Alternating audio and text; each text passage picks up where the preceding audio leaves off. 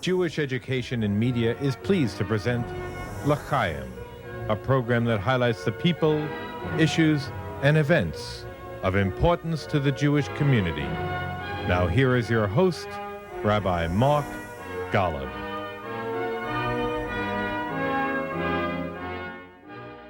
I'm Mark Golub, and from time to time, an individual makes such an impact on Jewish life that he becomes an absolute sensation. I am thrilled to be sitting with a sensational individual whose voice may well be the single most important voice on the grand American Jewish scene, a voice of reason and intelligence, insight, passion, and the Jewish soul, and the voice many American Jews now want to hear most when it comes to matters relating to the State of Israel and the relationship of American Jewry to Israel. My very special guest is the award-winning author of the most celebrated and controversial book of late 2013 and 2014, Ari Shavit, whose beautifully and brilliantly written My Promised Land, The Triumph and Tragedy of the State of Israel, for which Ari won the 2014 National Jewish Book Award for Jewish History, and after making the New York Times bestseller list, was also named one of the best 100 books of the year.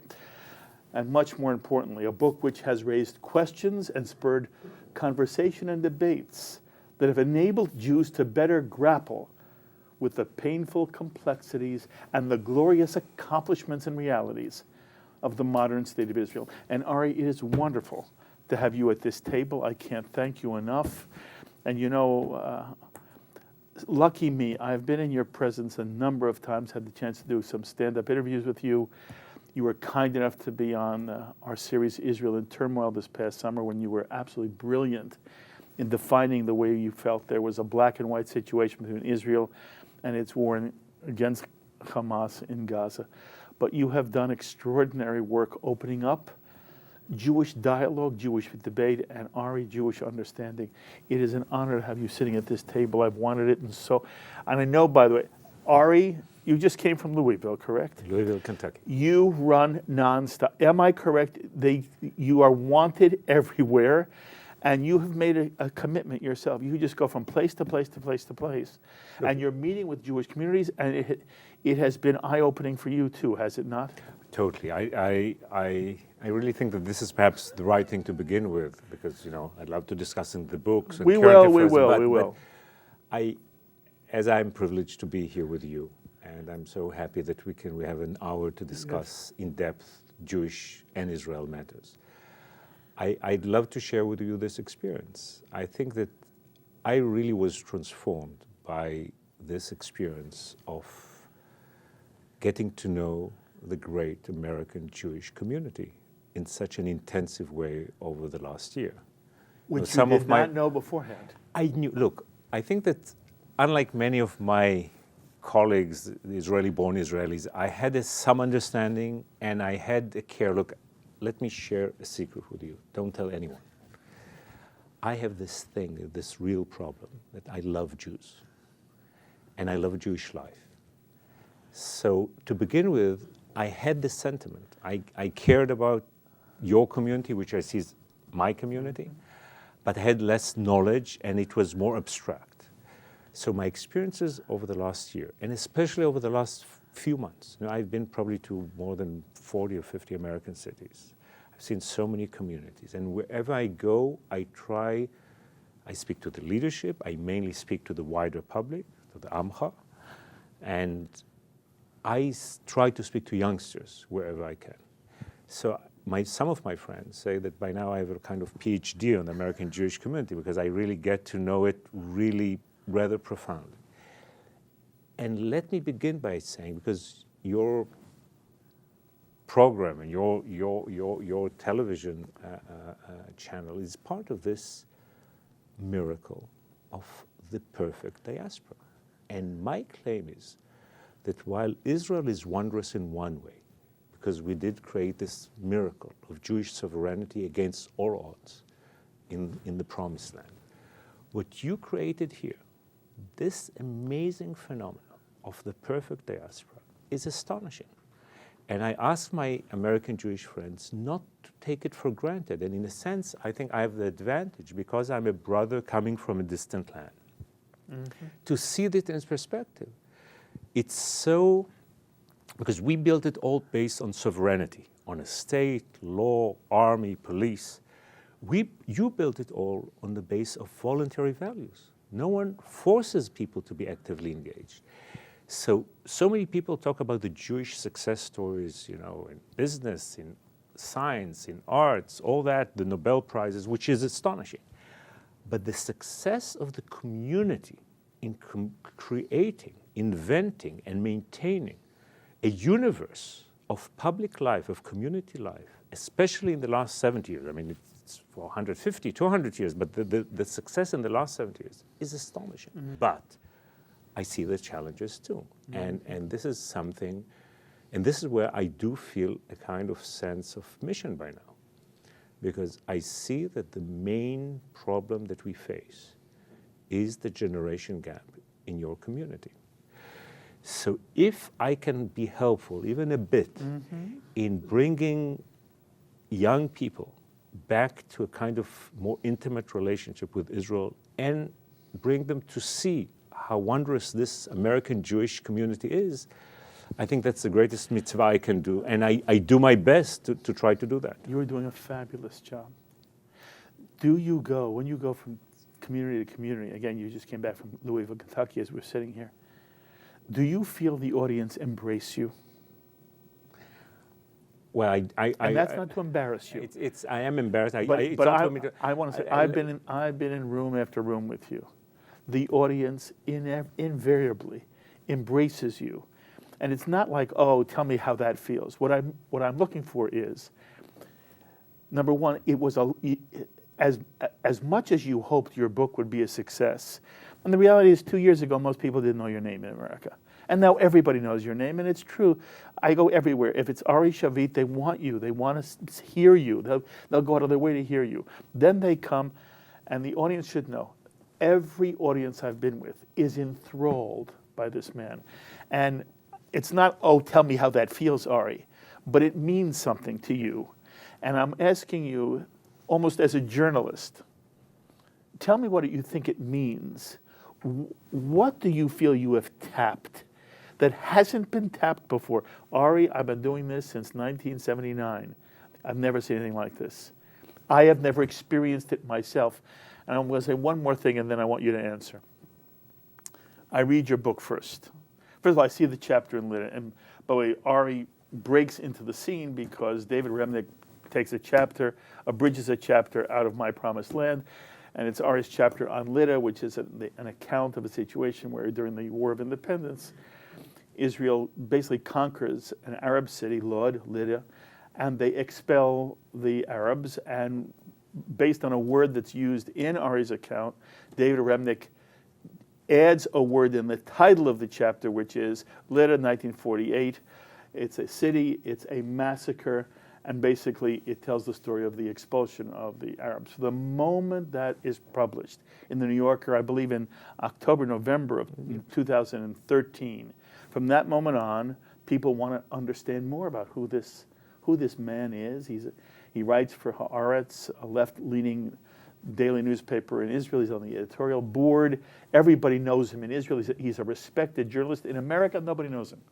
He writes this book, and everybody begins reading this book. It's not enough to just read the chapter that's excerpted in the New Yorker. And the next thing you know, he comes to America, and he begins speaking. And I want you to know my personal experience. I teach adults on the weekends in Connecticut. And they see the book, and they want to read the book. And I do, I don't know, weeks and weeks just doing chapter after chapter in your book. I tell them, by the way, go buy the book. So they all buy the book. Some of them buy your audio book, where you do a fabulous read of your book. And I tell them two things. I want you to understand that what you have here is a love prose poem of the State of Israel. I read this book and I literally tear up. Your last chapter, By the Sea, where you basically are sort of reviewing everything that's come in the book, beginning with your great-grandfather's journey, which is how you start the book, and we'll get to that in a minute. I can't read it without literally, I have to stop myself from crying. It is a gorgeously written book. You're honest to say in the first note at the end of the book, this is not a historical book. This is a story of a personal journey. Ari Shavit does this extraordinarily courageous book. He takes you on his personal journey. He doesn't pretend it's more. And then he has his own perspective. And on the one hand, again, you open up worlds to the American Jew who didn't understand, who hasn't understood how Israel came to be and who the people were and the magnificence of what they did. At the same time, your book has been called the most honest book about Zionism, perhaps ever written, but certainly written in the last, 30, 40 years. The most honest book, because you raise certain questions. And the book is called, subtitled, The Triumph and the Tragedy of Israel. You read My Promised Land, and every one of you must read. If you, by the way, only read the last chapter, it'll be such a gift to yourself. You can't, Hanukkah's coming up as we tape. If you haven't got My Promised Land, you must have it. It must be part of your home library. And I'm saying to you that you read about the triumph from Ari Shavit's perspective, and you read about the tragedy. And I'm now teaching this week after week. And I want people to understand the triumph that you describe, and I'm troubled by some of the tragedy you describe. And in a minute, I do want you to speak to that, and then I want to go on beyond that. First of all, let me say something about the book. Really, people talk to me about the numbers, and the numbers are nice, and that's not the issue. I think you're right in the sense that I think that something happened here. I love my book, and some days I like myself. But I think that something happened here that is larger than the book and larger than myself. It seems that there was really a terrible void somewhere. And there was a terrible thirst and hunger for something. And somehow the interaction between that need and my voice is what created this, generated this electricity. And I think that what it was, that for too long, we really were divided into the people who loved Israel in such a passionate way, which makes me so emotional to see how much people care. And in this sense, the good news is that people so much care and their need to love Israel so deep. But the way of doing it was being overprotective of Israel and creating unintentionally a kind of Israel cliche. Well, the people on the other side who were drifting away from Jewish life and commitment and becoming more and more critical of Israel, developed a kind of aggressive attitude towards Israel. So this divide between Israel can do no right and Israel can do no wrong became very, very deep. And I think that without meaning it, I just wrote a book, for myself. I was sitting in my study in Jerusalem, in Tel Aviv, and writing a book because I had to decipher Israel for myself. But apparently what happened is that I suddenly offered an option of loving Israel while being realistic about it. And if there is something that I hope I managed to do is really take Israel out of the cliche, bring Israel to life again. And, many people who have different, debates, which people should have, of all the lines, and there were so beautiful lines written about the book, one of the ones that I'm especially happy about is the one written by The Economist. The Economist is not always Israel's friend, but The Economist is one of the most important publications in the world. And The Economist wrote about this book, that Mr. Shavit made Zionism noble again.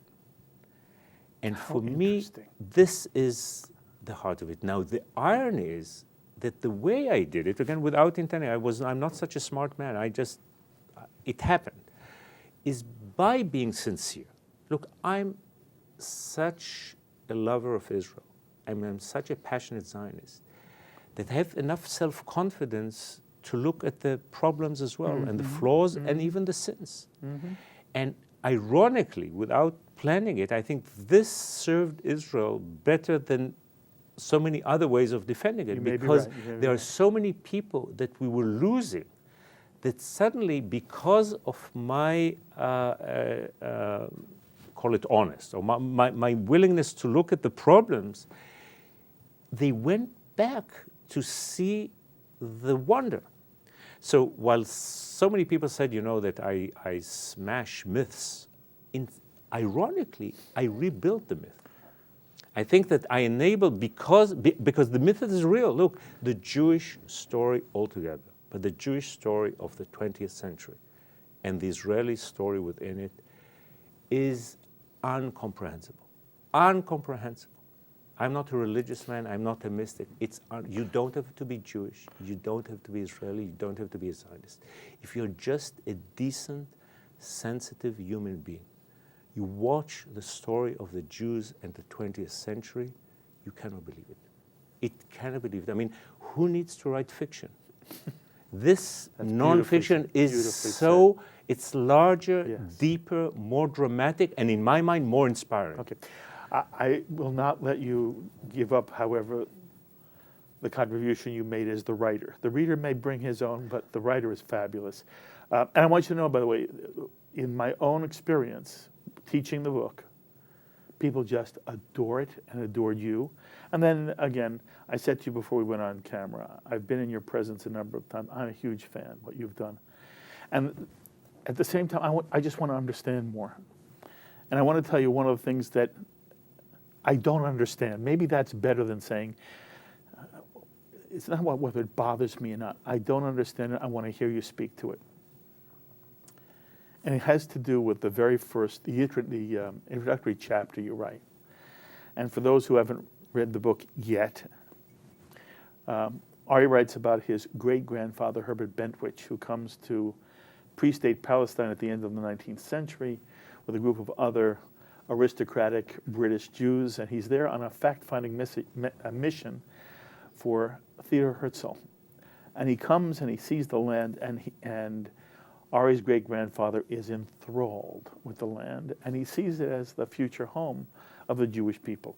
And I want to then read to you a line, a passage, and then I want you to explain to me how you synthesize this with, again, the enormous passion you have for the state of Israel. And I'll tell you what bothers me about it, and you'll speak about it. And this is what Ari writes. There are more than 500,000 Arabs, Bedouins, and Druze in Palestine in 1897. There are 20 cities and towns, hundreds of villages.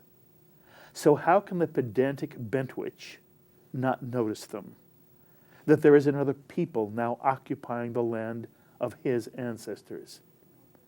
My great-grandfather does not see because he is motivated by the need not to see. And then this is the single most upsetting sentence for me. He does not see because if he does see, he will have to turn back. And when I read that sentence, I said to myself, is Ari Shavit saying that an honest, moral Herbert Bentwich, your great-grandfather, if he had seen, he would have understood he couldn't have gone forward with the Zionist mission. And what you write later on is the 21 people with Bentwich are unaware of the huge forces coursing through them. Imperialism, capitalism, science, technology, that will transform the land. These forces will flatten mountains and bury villages. They will replace one people with another. And in chapter 8, you write, from the beginning, Zionism skated on thin ice. On the one hand, it was a national liberation movement, but on the other, it was a colonialist enterprise. It needed to save the lives of one people by dispossessing another. And as I read this, I said to myself, is Ari Shavit consciously articulating the Palestinian narrative? Because that's what they say. They say the Jews came in the end of the 19th, beginning of the 20th century, and they stole our land, and they destroyed our nation, and that as valid as their needs are, they did this in an immoral way on the backs of another people, and they had no right to do this, and therefore the Palestinian says today, get out of my land. It's not about the West Bank. It's about Ashkelon and Ashdod and Tel Aviv. Get out of my land. And I want you to talk to me about why should your grandfather, had he seen, why did you write, had he seen, he would have turned back? For a completely different reason than the one that you allude to. Okay. And you ask very profound questions here, and I'll try to wrestle with all of them.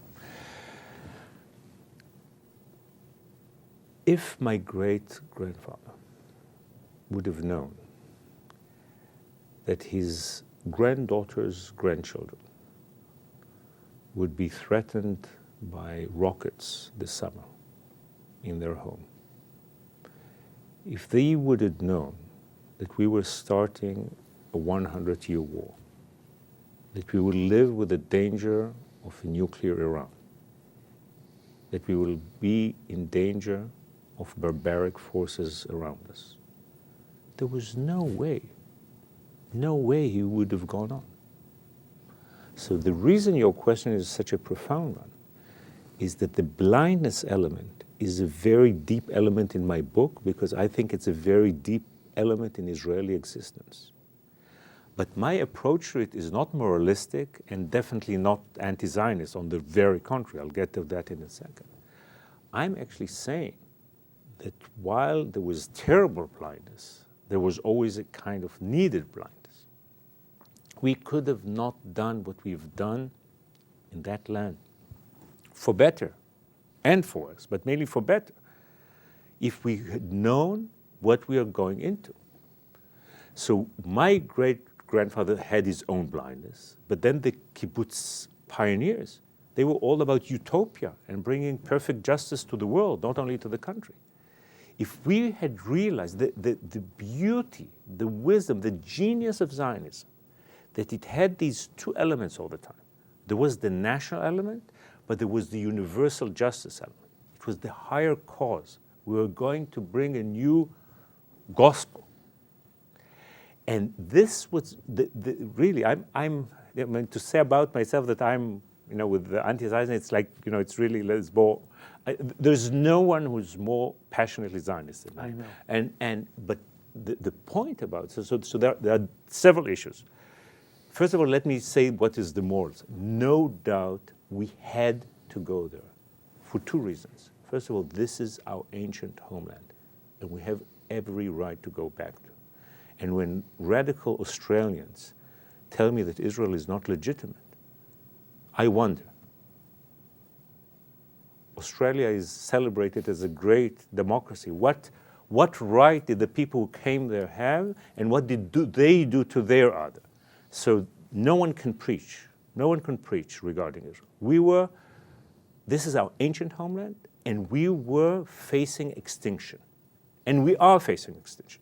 So we had the combination of a right for the land with a real existential need to build our homeland.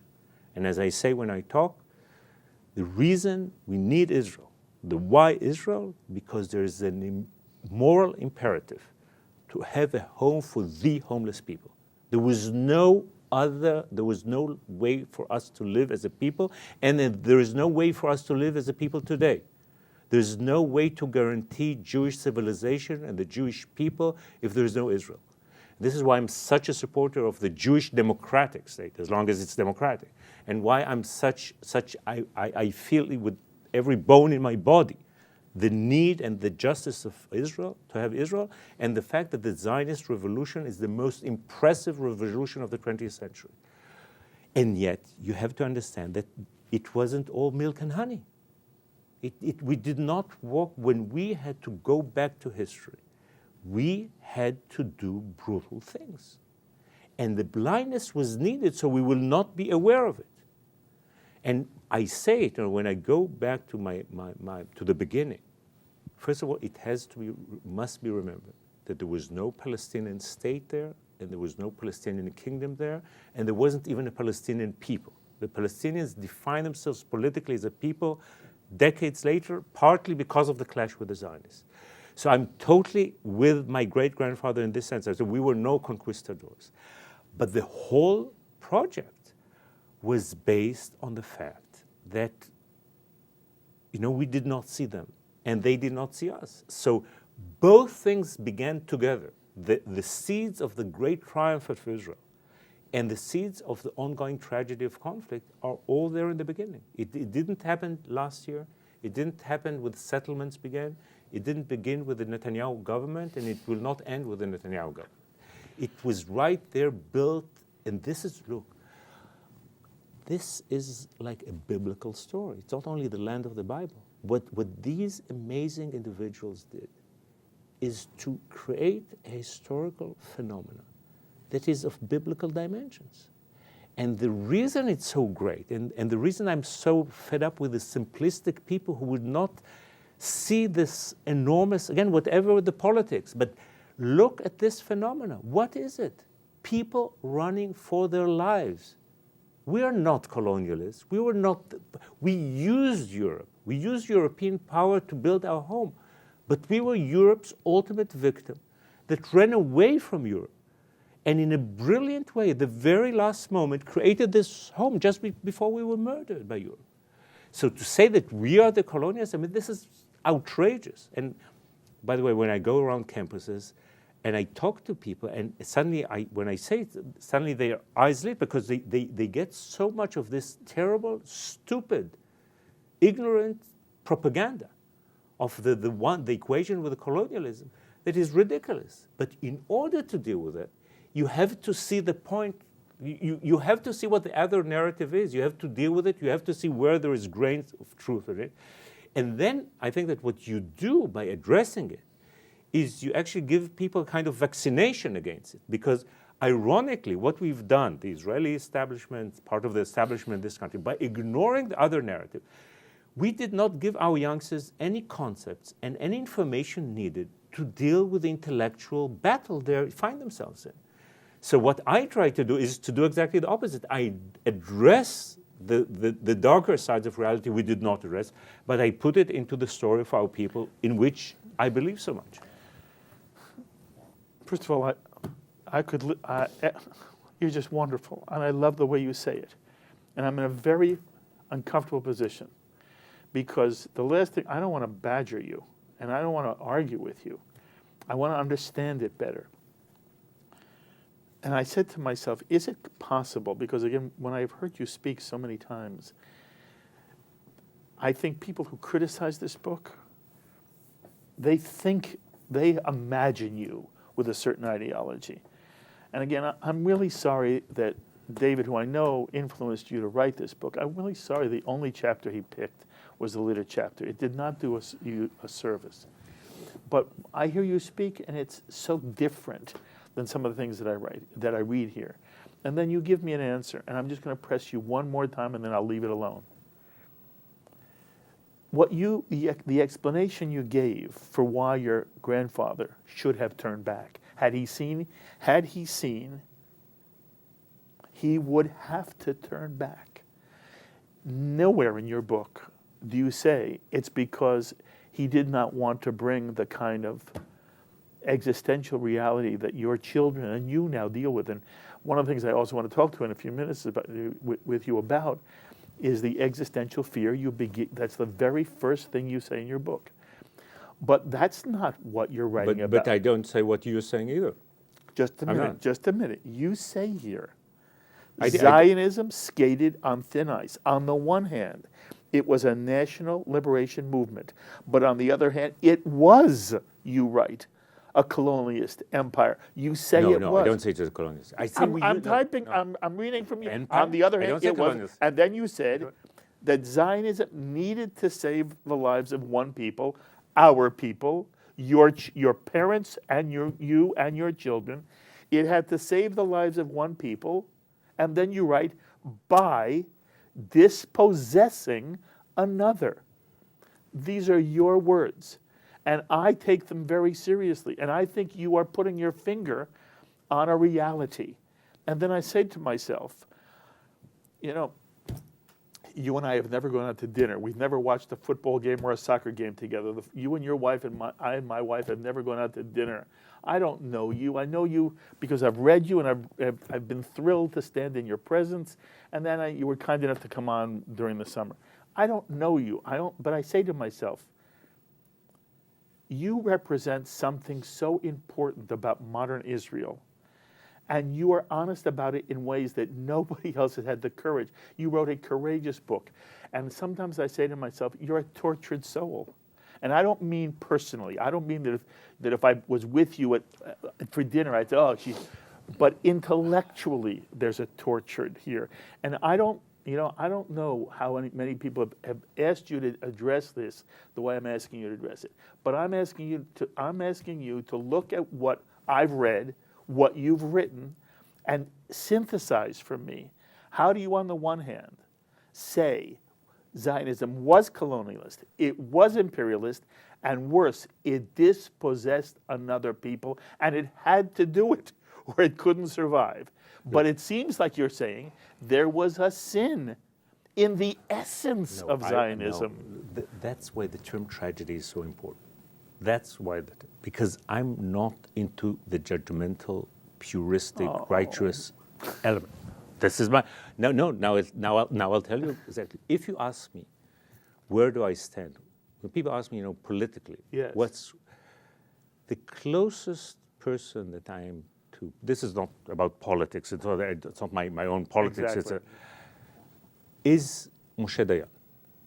And there is the speech, the Roy Rothberg speech of Moshe Dayan, given in 1956 in a place that is so relevant today, Nachal Oz, where the tunnels were going this summer. And Moshe Dayan, why is it close to me? Or why am I close to him? Because he sees with his one eye, he saw it from two different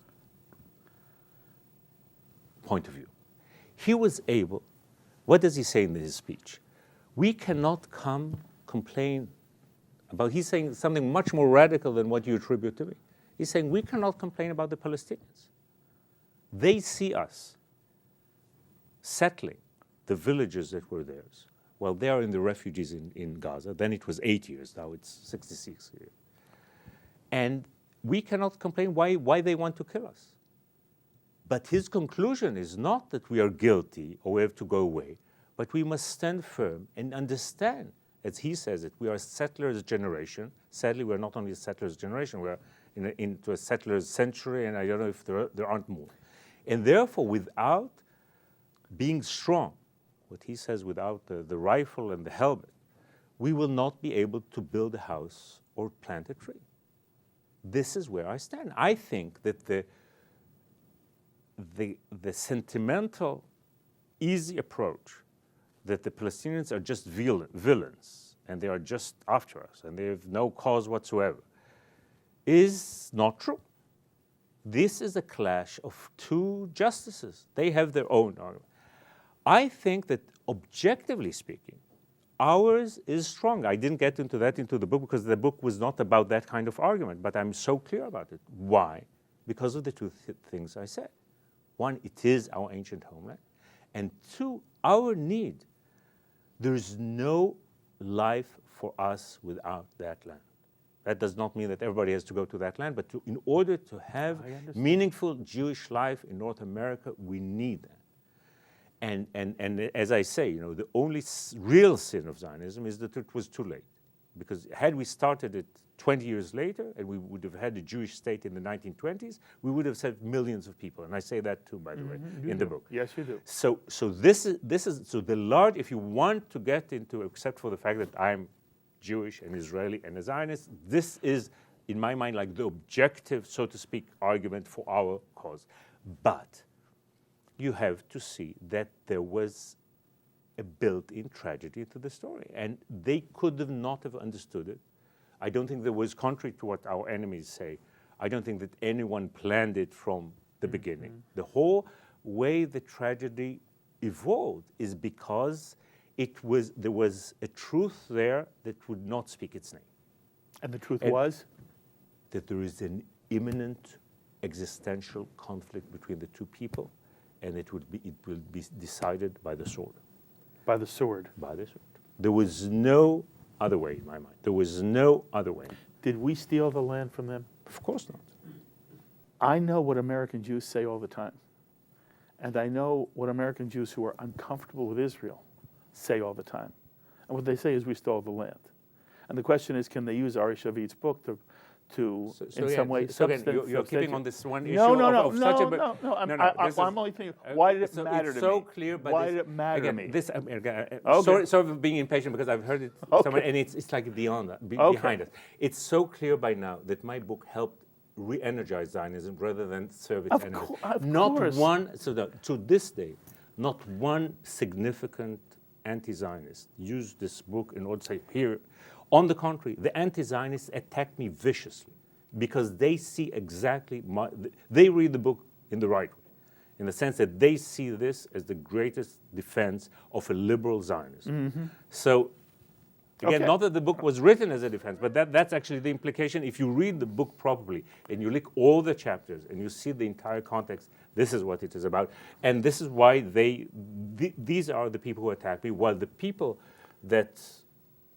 So many people. Mm-hmm. I mean, again, in so many countries. I know. People who said, after reading the book, it made me love Israel again. Or maybe first time, young people say, first time I'm proud of being Jewish. It created that kind of energy. So this claim only really people, I don't want to get into the comment, but only people who don't read it properly can claim that. Fair enough. I mean, fair enough.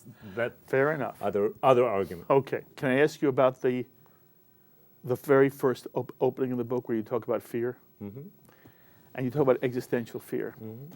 and then you also have this fabulous.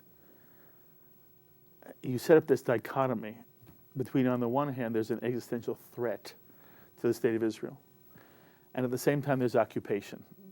And both of those things, you say, are serious concerns for you.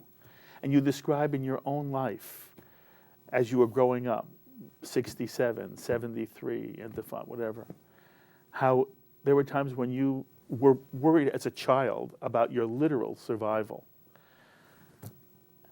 And I wanted you to speak about that from two perspectives. Number one, you are so honest in saying you are writing a personal story. I want to know the extent to which you feel the existential fear you had as a child is representative of what you think many of your generation experienced in Israel growing up.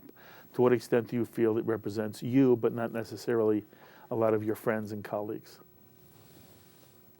I'll get to that in a minute. First of all, let's say what we're talking about. So my claim that, again, Israel, look, the one thing that people really have to understand is how unique Israel, what a unique historical phenomenon. You cannot compare it to anything else. No other people did what we did.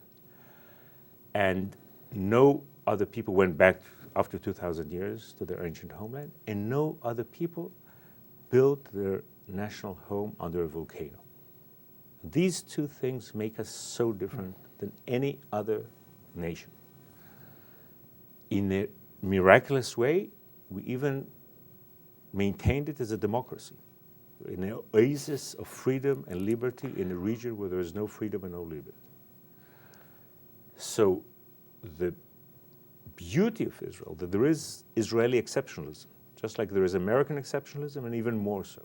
And again, the beauty and the wisdom of Zionism and early Israel, young Israel, that we dealt with this exceptional phenomena and unique challenges by creating unique structures and unique solutions in so many ways. The kibbutz, the moshav, the istadut, the kopat cholim, we invented so many, the social innovation. Today we're talking about the technological innovation. What's really striking about Israel was the social and political that had to deal with all these tensions that you referred to before, by the way. That was the way we dealt with the thin ice that were. Mm-hmm. So this is Israel as over the years. But if you look at Israel of the last 40 years, more than 40 years, what makes us different than other democracies, and we are an OECD country, we are a democracy, we are part of the West, what makes us different is two phenomena. One is that we are an occupying nation, that there are millions of Palestinians that indirectly, directly, we rule over in the West Bank. And the other is that we are an intimidated nation. And my claim is that many people on the right focus on intimidation and ignore occupation. And many people on the left focus on occupation and ignore intimidation. And in my mind, the only way to deal with this Israeli unique complexity is to see both. These are two. And because we ignored intimidation, it was so difficult to end occupation, because the peaceniks, dismissed the legitimate fears of Israelis, legitimate fears. And they offered solutions that were not realistic. As a result of that, so many Israelis lost their belief in the two-state people, because they said these guys don't understand what the world is about, which neighborhood we live in. So the only way, in my mind, is to have a synthesis there as well, to deal with both, to remember intimidation all the time, and to say, and this is something so important to say to the international community, you people say occupation is unacceptable, right you are. Intimidation is unacceptable too. Mm-hmm. And if they say what I say, that we should end occupation, they should not be bashing us and weakening us. Mm-hmm. They should walk with us hand to hand into this great adventure, experiment of trying to end occupation without risking us. It should be a partnership. There is no way for the international community, and I'm saying this to liberals and humanists who are genuine, who are not just people who hate Israel or hate Jews and make up some excuses. People who genuinely have an issue. There is a moral responsibility. One of Israel's mistakes was that it all the time talked about security arrangements. The Palestinians talked about their justice and rights. We talked about security. It's not security arrangements. It's the right to live. And the non-Jewish world cannot afford taking the risk of another Jewish catastrophe. And there is a danger of having another Jewish catastrophe. The environment is so volatile, the circumstances are so difficult. Israel is strong, but by definition, Israel is a David. Even when it's strong, it's no way a Goliath. Israel is a David. It is under threat. And by definition, we are a small, lonely, threatened, endangered people. We are, as I like to say, we are a remarkable species, but we are an endangered species. And we have to remember that, and others have to remember that. And by the way, I think that if that will be approached, we'll come to deal with all the practical issues, knowing that, having that context. First of all, we'll deal with the issues much better, and then there will be a possibility to persuade most Israelis to go along and take some risks. Mm-hmm. As long as the world is like alienated to Israeli concerns, to Jewish memories, and to, again, realistic fears Israelis have, though even peace-loving Israelis are not willing to take the risk.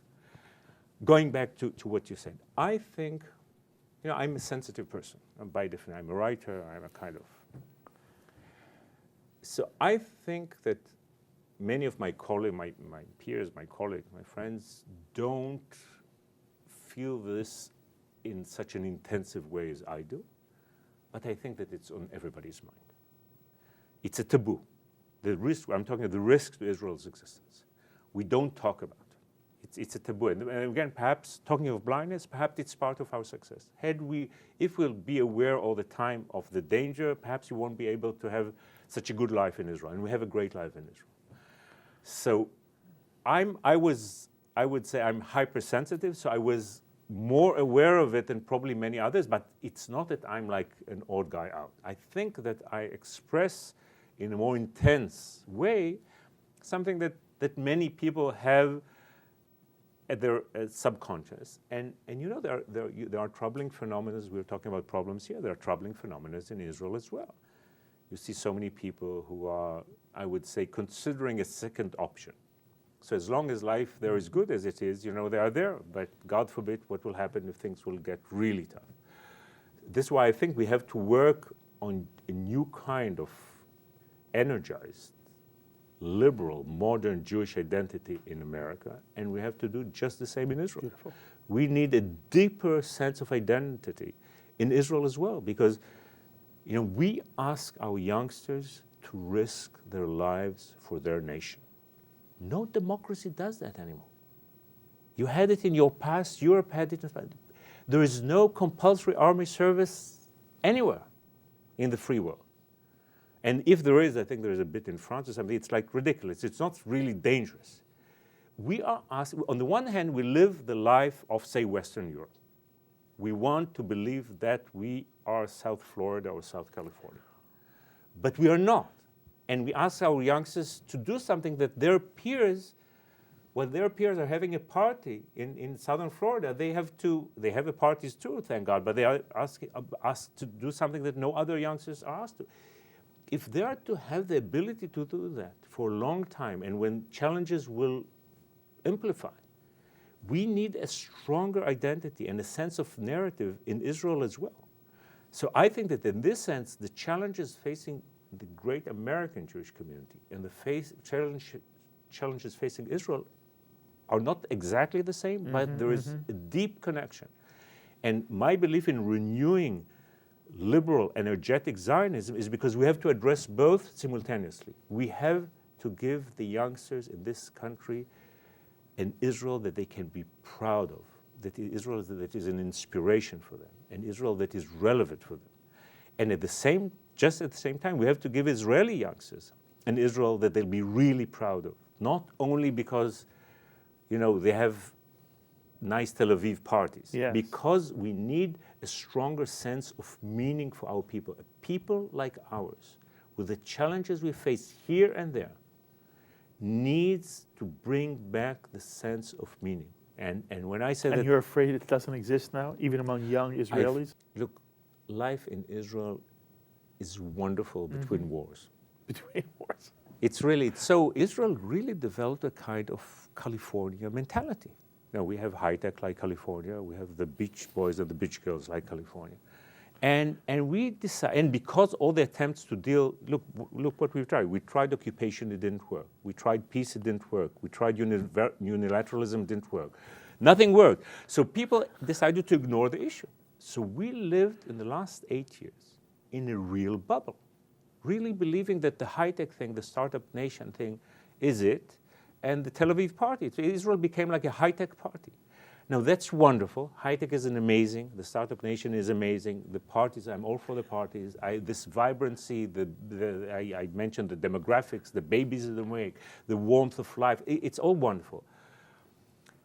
But what if we'll have a war that is worse than we had last summer?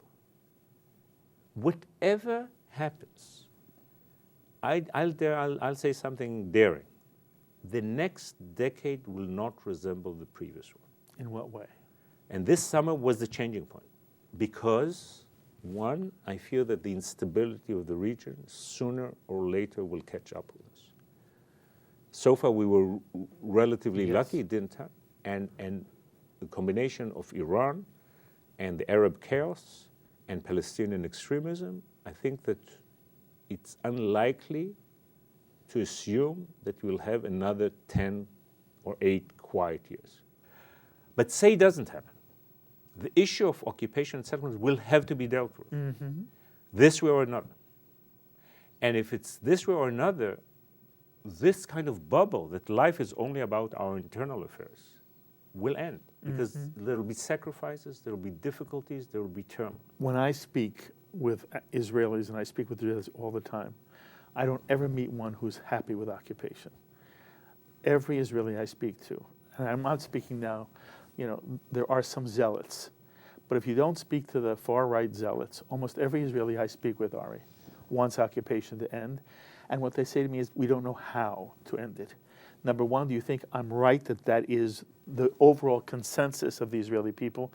And I'm not saying to you, I want your formula, but is there some direction that you would like to see the state of Israel take that would end the occupation? Well, this is something that I've been giving a lot of thought for years, but specifically in the last year. So first of all, about your assessment about the Israelis, I think you are overstating it in the sense, there are Israelis who are comfortable with the status quo, but I think that the perception that developed in this country, that Israel went really to the right and became extremist religiously and nationalistically, is totally wrong. Thank you. Thank you. So I'll tell you what happened. Israeli public opinion moved like that. The willingness in principle to make concessions is greater than in the past. And the simple example for that is that Benjamin Netanyahu, whether he meant it or not, but his official line, what he's willing to do, what is that? Yitzhak Rabin, when murdered as the peace hero, was not willing to do. Yitzhak Rabin was not willing to recognize a Palestinian state. Yitzhak Rabin wanted the Jordan Valley. He was not willing to divide Jerusalem. Benjamin Netanyahu would have been thrown out of Golda Meir's cabinet as an extreme lefty, as a traitor. What does that tell you? That the public opinion shifted. The two-state paradigm, in this way or another, was accepted by the majority of Israel. What is the problem?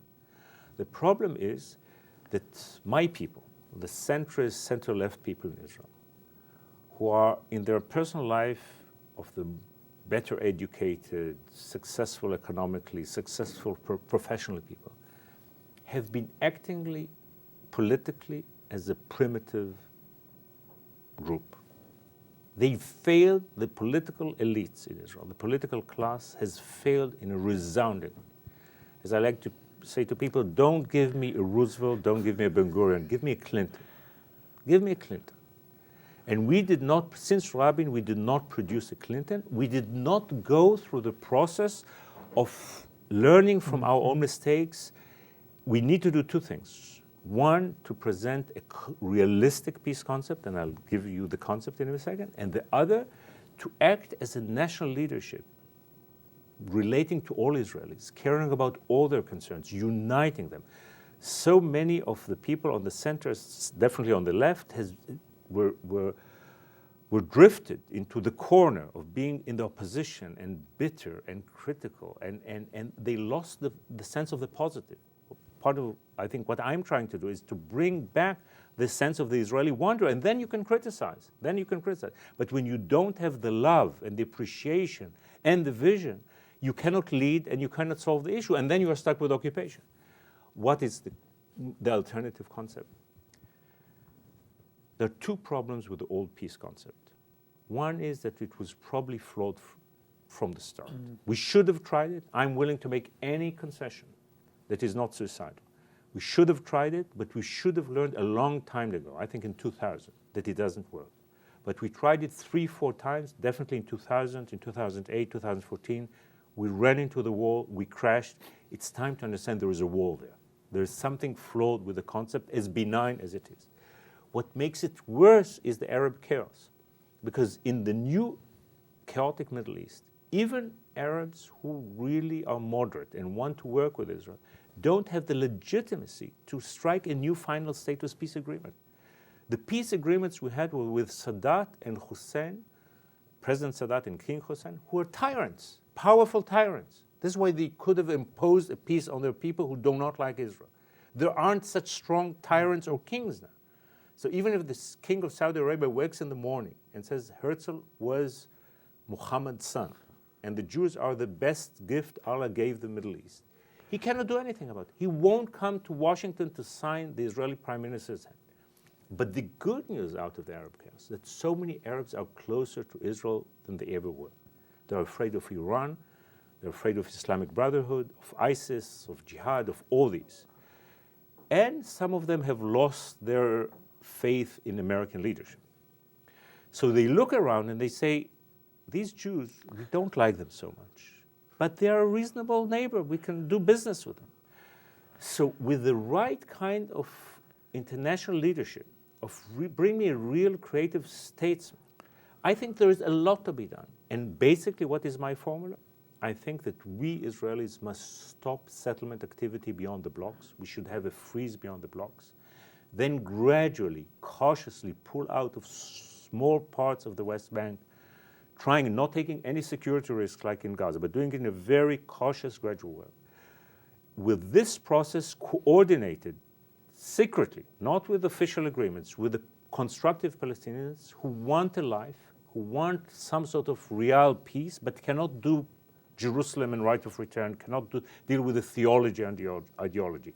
If we go to our process of gradually dealing with occupation. They go into a process of gradually building a nation. If the Saudis and the Gulf people will finance the new Palestine, channel billions of dollars into the West Bank and Gaza, if Egypt and Jordan will give it a political context, and if America will lead all this, I think there is hope. Mm-hmm. So rather than have a futile peace process, let's have peace as a process. But let's begin with concrete measures now, not something abstract, and let Israel lead by taking the first step. But then let's have this very different kind of process. If you add to what I said now, gas pipes, water plants, all kinds of economic initiatives that will create interdependency, that you will create mutual interests, rather than have some, again, theological peace document that we've been working on for years and never worked, let's create a de facto peace. So rather than a formal peace, a de facto peace. Rather than an immediate peace, gradual peace. Mm-hmm. Rather than a formal peace, a process that really creates a new kind of existence. There is no two-state solution that can be carried out tomorrow morning. But the two-state option is the only one. So we have to create two-state dynamics that would lead to a two-state state that eventually, when we all grow up, will bring about the two-state solution. I'm putting a semicolon here. I can't put a period. You have to continue this at some time. You're fabulous. And it's not about whether people agree with everything you say or not. Your passion is infectious in the most positive way. And you're trying to make a difference, and you have made a difference. You should go now from strength to strength, Ari Shavit. Kol tuv v'hatzlacha. And thank you for coming out here and meeting with me very, very much. Thank you. Ari Shavit, author of My Promised Land. Your personal library is not complete if you don't have My Promised Land by Ari Shavit. The Triumph and Tragedy of Israel, an extraordinary human being. Of course, as always, I invite you to be in touch with me with any thoughts or comments you may have to anything you heard Ari Shavit say here on L'Chaim. Please email me, write me, post on our Facebook wall, tweet me. I look forward to hearing from you. Until the next time, I'm Mark Golub. L'Chaim, my friends, to life.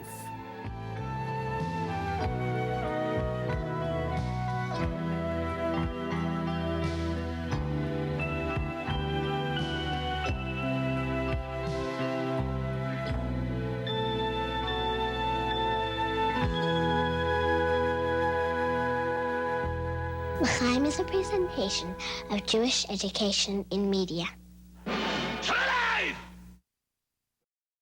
We would be pleased to send a complimentary DVD of this program to anyone who wishes to support JBS, the Jewish Broadcasting Service, with a tax-deductible gift of $36, double chai or more, to the nonprofit organization Jewish Education in Media. Simply visit the JBS homepage and click on the Donate button to make a donation by PayPal or your credit card. And please indicate the program for which you would like a DVD. Or you can send your tax-deductible check made out to Jem, Post Office Box 180, Riverdale Station, Bronx, New York 10471. And again, please remember to indicate which program you would like to receive with our compliments. And we thank you for your kind support.